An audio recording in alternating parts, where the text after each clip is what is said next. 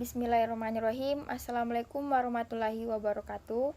Perkenalkan, nama saya Natasha Tendri Ayu, NIM 202511067 dari kelas B. Baik, saya akan menjelaskan mengenai antibiotik, antiseptik, desinfektan, dan preservasi. Yang pertama, antibiotik. Apa itu antibiotik? Antibiotik adalah golongan senyawa antimikroba yang mempunyai efek menekan atau menghentikan suatu proses biokimia pada organisme, khususnya dalam proses infeksi oleh bakteri. Syarat-syarat antibiotik. Yang pertama, mempunyai kemampuan untuk mematikan atau menghambat pertumbuhan mikroorganisme yang luas. Yang kedua, tidak menimbulkan resistensi dan mikroorganisme patogen. Yang ketiga, tidak menimbulkan pengaruh samping atau side effect yang buruk.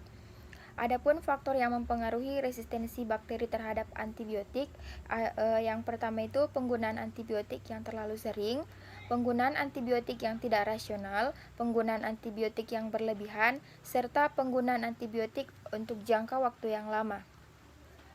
Bagaimana mekanisme kerja antibiotik? Antibiotik bekerja dengan cara menghalangi proses penting yang dilakukan oleh bakteri, sehingga sebagai hasil akhirnya antibiotik dapat membunuh bakteri atau menghentikannya untuk membelah diri. Antiseptik dan desinfektan. Apa perbedaan antiseptik dan desinfektan? Yang pertama, antiseptik. Antiseptik adalah bahan kimia yang mampu menghancurkan atau menghambat mikroorganisme yang terdapat dalam jaringan hidup. Kemudian desinfektan merupakan bahan kimia yang digunakan untuk proses menghancurkan ataupun mematikan mikroorganisme patogen yang terdapat pada benda mati. Syarat-syarat antiseptik dan desinfektan. Yang pertama, bekerja dengan baik dalam waktu yang singkat. Yang kedua, berspektrum luas atau dapat digunakan untuk semua jenis mikroorganisme. Yang ketiga, ditoleransi dengan baik oleh kulit, mukosa, dan luka. Yang keempat, bekerja dalam waktu yang lama, kemudian toksisitas rendah dan bau tidak mengganggu. Adapun faktor yang mempengaruhi kerja bahan dari antiseptik dan desinfektan itu sama. Yang pertama yaitu konsentrasi, waktu kontak, pH, jenis mikroorganisme, luas area terkontaminasi, bahan organik, dan formulasi. Bagaimana mekanisme kerja antiseptik dan desinfektan? Yang pertama, mekanisme kerja antiseptik antara lain merusak lemak pada membran sel bakteri atau dengan cara menghambat salah satu kerja enzim pada bakteri yang berperan dalam biosintesis asam lemak. Kemudian, mekanisme kerja desinfektan itu dengan menghancurkan dinding sel dan pengendapan protein sel dari mikroorganisme sehingga terjadi koagulasi dan kegagalan fungsi pada mikroorganisme tersebut. Kemudian preservasi. Apa itu preservasi?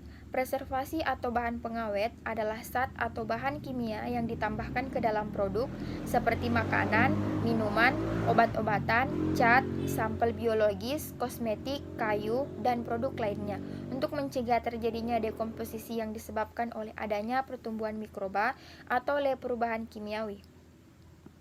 Syarat-syarat preservasi atau bahan pengawet.